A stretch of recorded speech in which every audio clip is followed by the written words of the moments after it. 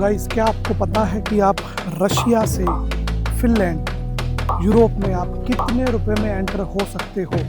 अगर मैं बोलूं कि आप इंडिया में जैसे एक जगह से दूसरी जगह पे किसी अच्छी बस के अंदर बैठ के जाते हो जिसका किराया 2000 रुपये है, और मैं बोलूं कि आप 2000 रुपये में ही रशिया से यूरोप में एंटर हो सकते हो, तो क्या आप मेरी बात को यकीन करोगे? तो हेलो गाइस, मेरा नाम है जोनी। मैं रशिया में पिछले 6 साल से रहता हूँ, जैसा कि आप मेरी वीडियो में देखते हैं, और पिछले जो मेरे से जुड़े हुए हैं उनको पता है। और आपने मेरी पिछली वीडियो में देखा होगा कि मैंने आपको बताया है कि रशिया से यूरोप आप कैसे जा सकते हो, वीज़ा प्रोसेस के कितने पैसे लगते हैं। और आज हम बात करेंगे कि रशिया से यूरोप आपने वीज़ा का तो सच जान लिया, क्या आपको पता है आज हम ट्रांसपोर्टेशन के बारे में बात करेंगे। तो आज हम इस वीडियो में बात करेंगे कि रशिया से यूरोप जाने के लिए जो ट्रांसपोर्टेशन होता है वो कैसे लिया जाएगा, कहाँ से बुक होगा, क्या खर्चा होगा, क्या डॉक्यूमेंट्स आपके बॉर्डर पर चेक होंगे, इस सब के बारे में आज हम इस वीडियो में बात करेंगे। तो उम्मीद है सब इस वीडियो से जुड़े रहिए, बने रहिए। जब आपको यूरोप का वीज़ा मिल जाता है रशिया से, तो सबसे पहले आपने एक काम करना है और आपने कुछ चीज़ों का ध्यान रखना है, जैसे कुछ गलतियां नहीं करनी जो मैं अभी आपको बताऊंगा। सबसे पहली गलती तो आपने ये नहीं करनी, जो आपने डेट उधर दी है कि मैंने इस तारीख को जाना है यूरोप में या एंट्री लेनी है, तो आपको बिल्कुल उसी तारीख में आप जाएं। अगर आप उस तारीख में नहीं जाते हैं तो ये आपके लिए प्रॉब्लम बन सकती है, और मे बी वो आपकी एंट्री भी डिनाई कर सकते हैं। दूसरी गलती ये लोग करते हैं कि आप उस तारीख में जा रहे हो तो आप अपने प्लान को ना बदलें।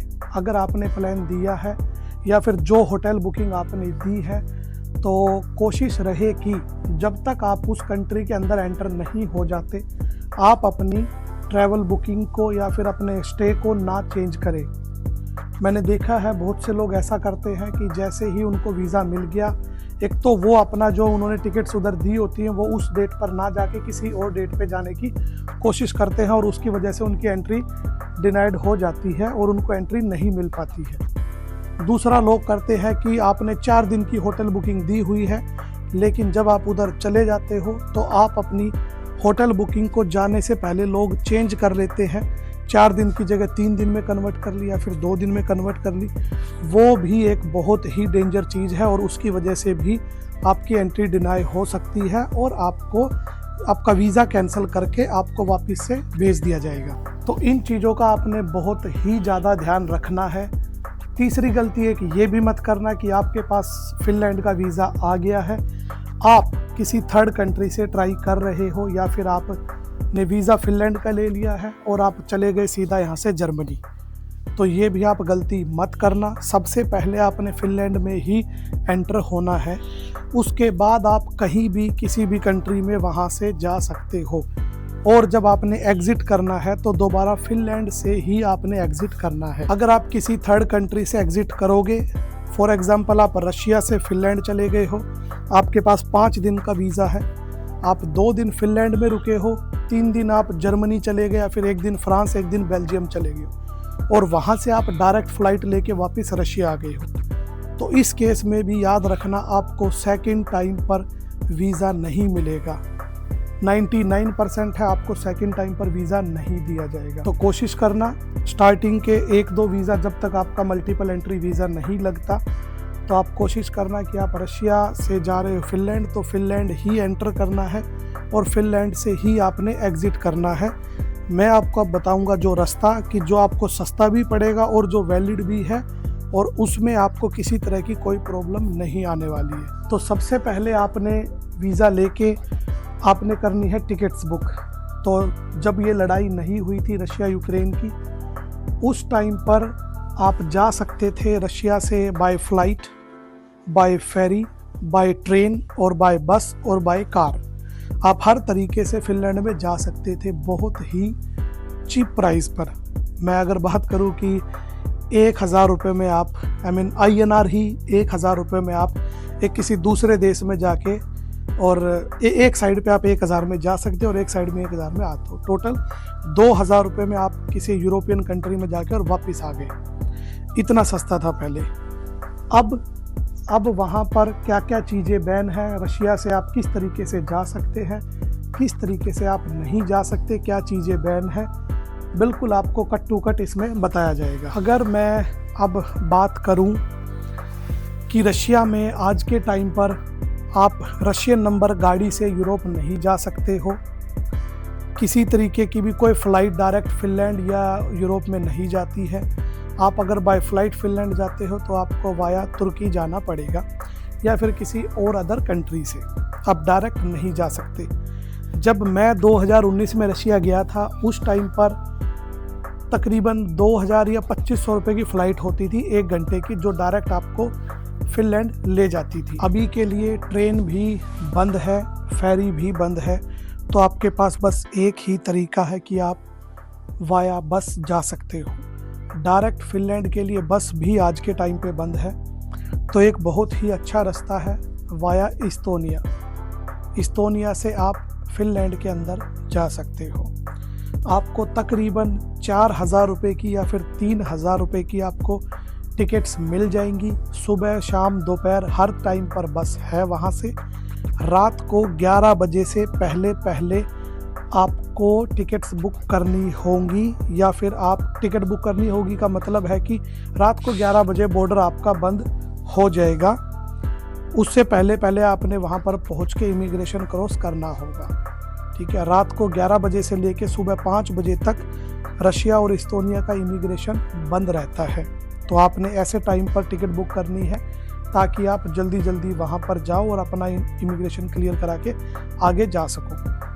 पीटर्सबर्ग से तकरीबन 210 किलोमीटर है इस्तोनिया का बॉर्डर, जिसको बोलते हैं रशिया साइड पे है इवान गोरद, और फिनलैंड कह रहा हूँ सॉरी, आपका इस्तोनिया साइड पे उसका नाम है नार्वा।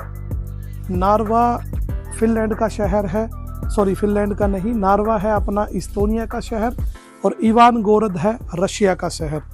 अगर आप चाहोगे तो मैं इसके बीच में एक वीडियो क्लिप लगा दूंगा जिसको आप देख सकते हो कि ये हाल फिलहाल अभी वो बॉर्डर बंद है बाय कार्स के लिए, आपको वहाँ से बाय फुट उसको क्रॉस करना पड़ेगा। तो जो ये बॉर्डर आप देख रहे हैं, ये बॉर्डर रशिया और इस्तोनिया के बीच का है।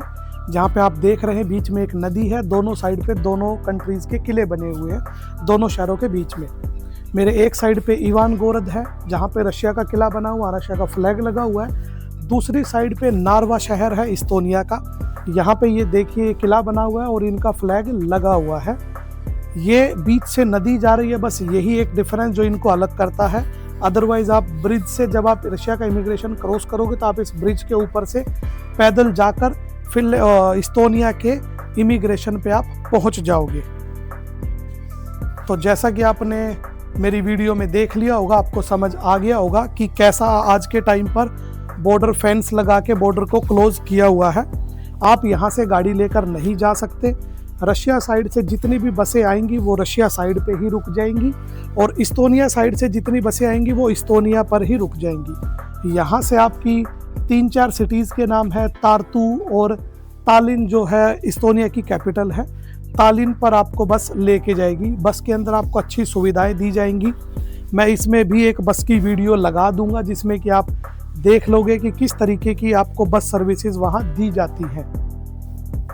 तो जो ये आप बस देख रहे हैं, इस बस के अंदर आपको प्रोवाइड की जाती है सारी फैसिलिटीज़। जैसे इसके अंदर आपको पूरी स्क्रीन मिलेगी, अच्छी रिक्लाइनर सीटें हैं, और इसके अंदर ही आपको टॉयलेट इसके अंदर ही मिलेगा, और आपको अमेनिटीज़ में वाटर बॉटल्स और अपना चाय कॉफ़ी वगैरह वो सब कुछ आपको इस बस के अंदर ही मिलेगा।